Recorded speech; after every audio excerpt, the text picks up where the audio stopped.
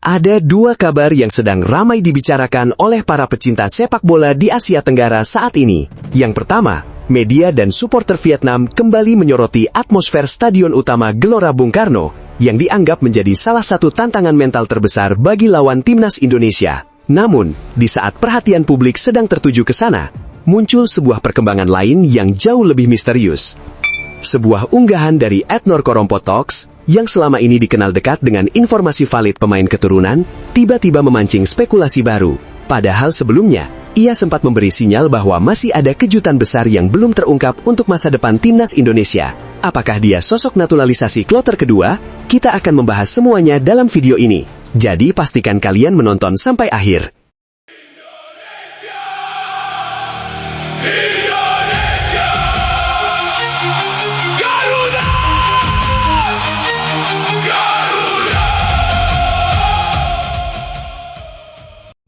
Bahkan sebelum peluit pertama ditiupkan, perang urat saraf sudah dimulai. Tim nasional Vietnam kini sedang dihantui oleh sebuah ketakutan nyata. Sebuah ancaman besar yang tidak bisa mereka hitung lewat angka statistik. Tidak bisa mereka ukur lewat kualitas pemain di atas kertas. Dan sama sekali tidak akan bisa dihentikan oleh taktik jenius pelatih manapun. Ancaman itu bernama Stadion Utama Gelora Bung Karno. Ya, markas keramat Timnas Garuda. Benteng pertahanan yang selama puluhan tahun dikenal sebagai salah satu tempat paling mengintimidasi di seantero Asia Tenggara. Rencana PSSI untuk menggunakan SUGBK dalam ajang Asian Championship 2026 langsung memicu kepanikan di kubu lawan. Media Vietnam, The Tao 247, secara terbuka mengakui, pasukan Golden Star Warriors akan menghadapi tantangan yang sangat ekstrim saat mereka menginjakan kaki di Jakarta.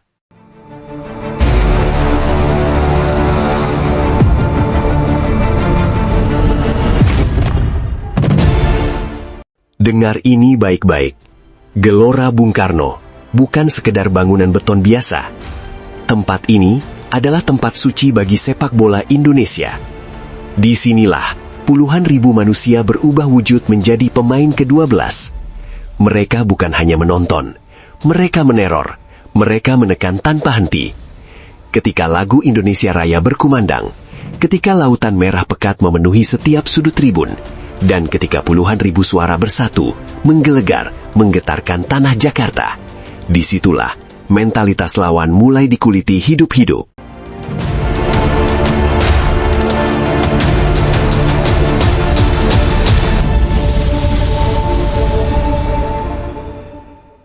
Media Vietnam bahkan tidak ragu menyebutnya sebagai atmosfer yang mencekik. Sebuah kondisi psikologis yang dirancang untuk membuat lawan kehilangan fokus, menghancurkan ketenangan, dan merampas keberanian mereka untuk memainkan sepak bola terbaiknya. Banyak tim datang ke Jakarta dengan dada membusung penuh percaya diri. Namun, mereka pulang dengan kepala tertunduk lesu. Kenapa? Karena tekanan dari tribun SUGBK seringkali jauh lebih kejam dan lebih berat daripada tekanan strategi di dalam lapangan. Inilah senjata khusus Indonesia. Senjata yang tidak bisa dibeli dengan uang. 90 menit di SUGBK akan terasa seperti keabadian yang menyiksa bagi kalian. Datanglah dengan kesombongan Vietnam dan pulanglah dengan mental yang hancur lebur. Sebab Indonesia adalah tim dengan 11 pemain, namun satu stadion sebagai pasukannya. Nah, menurut kalian, apakah Garuda akan menang telak atau Vietnam punya cara untuk selamat dari neraka ini? Yuk tulis prediksi gila kalian di kolom komentar di bawah.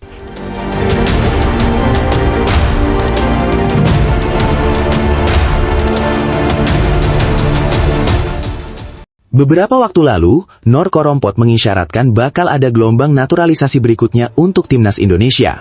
Namun, sebelum publik mendapat jawaban resmi, sebuah unggahan justru memancing rasa penasaran yang luar biasa. Akun Instagram @norkorompotalks yang bocorannya dikenal selalu akurat, tiba-tiba memposting foto Laurin Ulrich.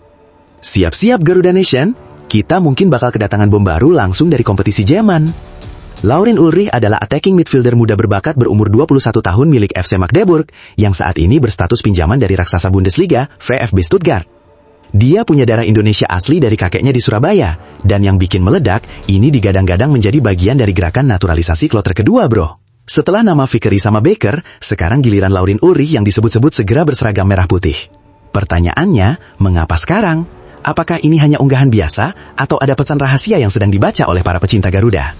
Yang membuat publik mulai berspekulasi bukan hanya sosok Ulrich itu sendiri, tetapi timingnya.